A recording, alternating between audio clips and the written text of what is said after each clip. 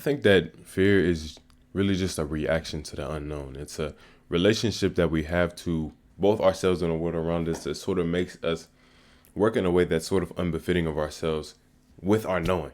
And when I say with our knowing, I mean to say that a lot of times we're conscious of our fear. We're conscious of the things that we tend to push away from and shy away from, whether or not we want to consciously acknowledge it. And I think that if we ever want to overcome any kind of fear, it takes us not necessarily just looking at the things that we fear, but also looking at the reasons why we fear them and who we are as people. I think that a lot of times when we encounter things we fear, we're really just encountering parts of ourselves that we fear. You know, when you reference your like success or aspirations or even your look towards the future with a certain amount of fear, it's sort of saying to yourself you fear your own potential, not in the sense of you fear your own greatness, but you fear your own failure. And I think that, of course, who's not going to fear their failure in a way? But I think that in feeling that fear and embracing it and in hiding from it in a way, we constantly perpetuate it onto the things that we actually do. You know, if we try to create while we're in fear, then we're only going to create things we think are right, things that we think we can express, things that we think are going to do well in this medium, this way, this, that, and the other. And I think if we want to actually get to the root and the source of our own expression and want to be authentic and genuine with whatever we do, then we sort of have to let that limit and let that guard down with ourselves. You know, and when I say let that guard down with yourself, I mean to say that a lot of times we have a guard against the entire world just because of parts of ourselves that we fail to, show ourselves. I think that we don't recognize that fear is something that we teach ourselves, and we're constantly going to be in class until we realize we're the teacher. You know, you have to recognize that a lot of the things we feed ourselves are the things that we experience and are in the world around us. And I can say this because I feel like fear is something I've been sort of navigating a lot recently, especially when it comes to like my sense of the future and sense of what is yet to come. Not saying that I don't want things to go in my favor, not saying that I don't think they will, but saying that sometimes we accept certain negative possibilities as truth without even knowing it, you know. And when I say that, I don't mean that we like, oh yeah, that's true. I mean to say that when we don't, be mindful of our thoughts, and we aren't actually paying any care and trying to be in the moment, then we're constantly just living in them. And I think when we feed ourselves a certain amount of negative things over and over again, our mind sort of not necessarily gets addicted, but gets used to it. And it becomes our default. It becomes our way of thinking, our way of being, and we sort of live our life avoiding things that sort of bring about those thoughts when we're the thing that brings it about. And if we're avoiding ourselves, then how can we ever experience who we are and experience the world around us in any type of truth? I think on that accord, fear and faith are two in the same. You know, to fear something is to have faith in a negative unknown almost. And that's not to say not to be acknowledging of danger and things that are real, things that pose real threats to us in real life, but more so our own mental fears.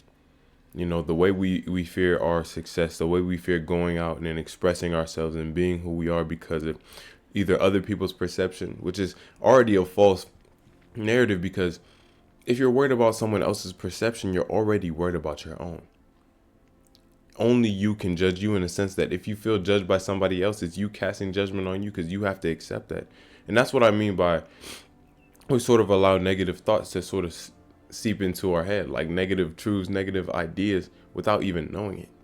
Because if we feel judged, if we feel perceived in a way that's negative, we're already perceiving ourselves in a negative way. And I think it's not necessarily just about counteracting that with some type of positivity or some type of thing like that, but actually giving yourself a chance to express yourself to yourself. I think we can't heal what we don't acknowledge, first and foremost. And if we never acknowledge, the parts of ourselves that are actually afraid and give ourselves a chance to see those parts and somewhat express them, then I think we're constantly going to be living in it without knowing it. I think what we can't express to ourselves or show ourselves or think to ourselves or admit to ourselves is going to be expressed in the world around us. And I don't know why that is. And I don't even know if that's 100% because I feel like it's always going to be a double-edged relationship with you and the world. You know, when you fear something inside of you, you're going to fear something outside of you. whatever makes you feel that way. Or if you feel some type of, you know, thing outside of you, then you're gonna have that feeling of fear whenever you think about that something. It's already inside. And that's why I think what you run from has already caught you. It's always about the things that we shy away from that I think are truly representative of who we actually are. I think in reacting to the unknown and having some type of fear about it, having some type of relationship with it that's not conducive of you actually moving forward and benefiting you, is just a sign that something needs to be let go, or a new belief, a new faith has to be adopted. When I say faith, I don't mean in a religious sense. I mean in the sense of, if you fear your success or if you fear your failure, then part of you doesn't believe in who you are. You know, part of us doesn't believe in whatever it is that would counteract that fear. And I think it's about having faith in yourself, having some type of belief, and recognizing that in having fear for what could be, you're losing your ability to work with what is. And I think a lot of us are negligent of the role we play in our own creation and our creation of both the things we want and the things we are. And if we never give ourselves a chance to sort of step beyond our own fear and hysteria about these certain things, then the only thing we're ever going to experience is just going to be ourselves and our fear. I think opening yourself up to some type of love and appreciation is one thing, is a good way to sort of get into the groove. I think gratitude is important. I think that when we learn how to be grateful for things, regardless of their outcome, their impact, then we actually give ourselves a chance to be free to actually feel grateful. And when I say that, I mean, a lot of times we're outcome oriented. We're goal oriented, achievement oriented, and until we get those achievement, goal, accolade, etc., we don't actually give ourselves the validation that we need in order to actually get something. I think it's about doing things for you too, and not necessarily worrying so much so about the perception, receiving of something until you actually receive it yourself. I think a lot of times we live in analysis before we actually give ourselves a chance to create something. And creation is one of the most beautiful things and one of the most free things that we can do for ourselves. And I think freedom is a big thing for me. And I think that if we want to express any freedom or have any freedom, it's something that we have to give to ourselves. It's not about what contains us, but what we contain within ourselves that truly does limit us. And I think our fears are one of those things. I think in not acknowledging our fears, we're not acknowledging our parts of ourselves that actually are seeking out change. You know, certain parts of our environment don't need to be feared. Certain parts of our environment are just unknown.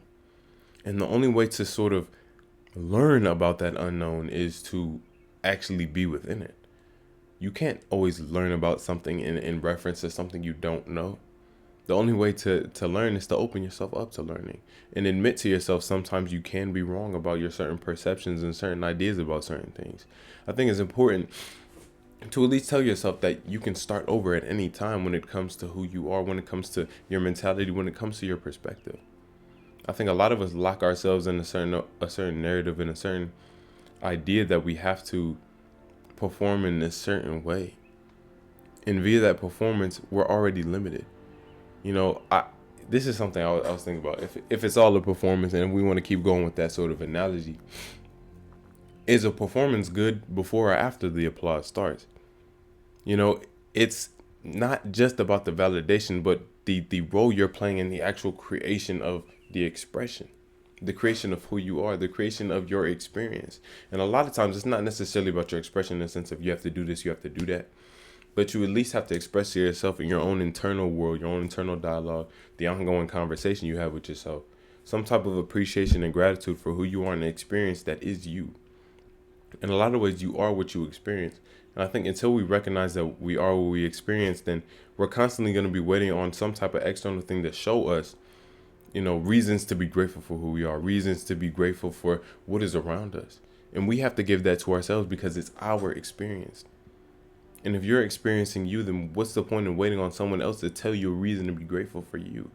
And I don't mean that to say you can't get some type of validation from the external. I don't mean that in a sense at all. I mean that we have to sort of let go of our ego's dependence on external stimulus in order to appreciate what is. You know, if you look outside right now and you really just take a time to sit back, to breathe, and sort of get yourself into the moment, you know, free yourself from the shackles of your own words and diction at times, and allow yourself to be there. And I think a lot of us will recognize that beauty isn't something that we have to create in our mind. It's not something that we have to be like, ooh, that's beautiful, let me appreciate it. It's something that's always there. Beauty never escapes the moment. We do. And until we recognize that we're the thing that's sort of contrasting with this beauty, we're the thing that's sort of coming out of sync and out of tune with the things that we actually want, we're going to blame our circumstances. And we're going to blame ourselves too. Not in the way of, oh, I need to change my perspective. I'm blaming myself for the perspective I have, but I'm blaming myself for who I am. And I think that relationship is never going to stem into something that's actually beneficial. You have to love yourself into being something new. I think part of that love is adopting perspectives that actually accommodate you. I don't mean that in the sense of delusion, but fear is a delusion in and of itself. You don't know what is yet to come. You know what has happened in a sense, but a lot of times what has happened in our memories of it is sort of representative of the feelings that we've had and how they attach to our memories. I think a lot of times when we look back, we feel things more intently than we actually did in the moment. Or maybe I'm just speaking for myself, but all in all, I think the greatest opportunity to feel, the greatest opportunity to experience, to be yourself, to do anything is within the present moment. And I think if we only hold on to the things we're doing it for, other than ourselves, then it's going to feel like a weight is on your shoulder at all times. And we sort of have to learn how to speak from a basis of, I'm speaking to express myself, or I'm doing this to express myself. I'm doing this because it's my life. And this is what I'm doing, so I'm going to pour myself into it so the life can be within that certain something. And until we do that, it's just going to be fear. Until we do that, it's just going to be us looking at things we don't know and thinking that we know it, or at least positing to ourselves that a certain outcome is more likely than any other one. If you can know something good can happen, then something good can happen. It's about acknowledging possibility. But it's also about being strong, not in the sense of being physically strong, not in the sense of being so mentally tough that you can't, be broken, shaken, blah, blah, blah. But in a sense that we have to learn to not limit our appreciation and love for ourselves dependent on the circumstances that we encounter. I think we have to learn to love ourselves regardless and be appreciative of whatever it is we're creating and be like, well, this is me. This is who I am. I love myself. So I'm going to love my creation at the same time. Not in the sense of being delusional.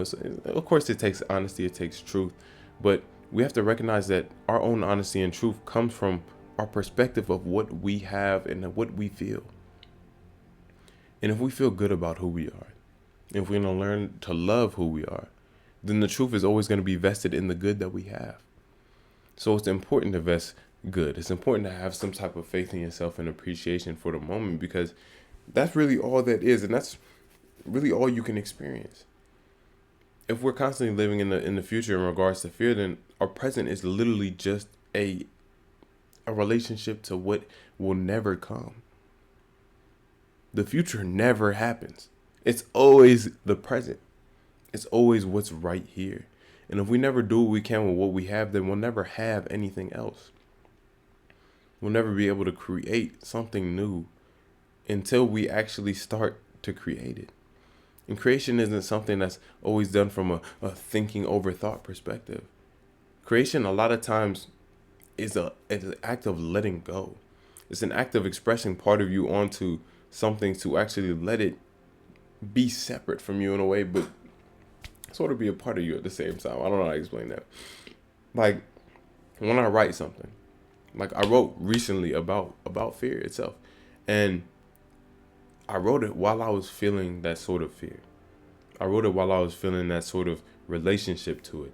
And instead of, just cowering, trying to overthink it, trying to think of mental ways and cool anecdotes to loop myself around it, because it's always a mental game. It's always a mental relationship. I put it on paper. I allowed it to sort of be there and sort of freed myself from the limitations of my own perspective of my own fear. You know, it's one thing to say it to yourself in your head and be like, well, I might be tripping, or it's not really that way, and try to convince yourself in that regard. And it's one thing to actually believe it. It's one thing to actually feel it, to feel that belief, and actually give yourself that kind of faith. And, you know, I have a lot of like little mantras I tell myself pretty consistently to keep myself in the moment, to keep myself there. But all of them always tend towards the same idea that being present is what liberates you from that and what allows you to bring things into your life that actually are conducive of positivity. Not necessarily in the sense of you're just going to attract that something just because you're being positive, but saying that when you are positive, you'll recognize that there are so many things to be grateful for around you and that you're already living in a relative abundance. We're already living in the spoils and riches of what we wanted to have in the past. And if we never acknowledge that, never appreciate it, then everything we have in the future is constantly going to be in reference to things we don't have in a greater future. So why not appreciate what's currently here? Why not step away from our own fear of what is yet to come and watch what is yet to come with a sense of optimism? Because we don't know what's going to come. Like I always tell myself, smile and watch. There's always so much coming. And there's always so much coming out of you. And if you project that fear onto what is yet to come, all you're going to experience and all you're going to see is reasons to be more afraid. All in all, I hope you guys enjoyed this one. I just got back from a full month trip. Every video up until this one was pre-recorded maybe 23 days ago. I hope y'all are doing good. I hope you guys are trying to push yourself. I think a lot of us wish things to happen when we really need to will them into being. And I don't mean that in the sense of effort, but in the sense of commitment. I don't mean that in the sense of effort again. I mean that in the sense of being consistent with what we're feeding ourselves mentally and what we're allowing ourselves to experience, both in the world and within ourselves, because they're two sides of the same coin. Only know, keep being y'all, keep being great. Make sure you're taking care of yourself. Make sure you're doing what you can, what you have. And before I forget,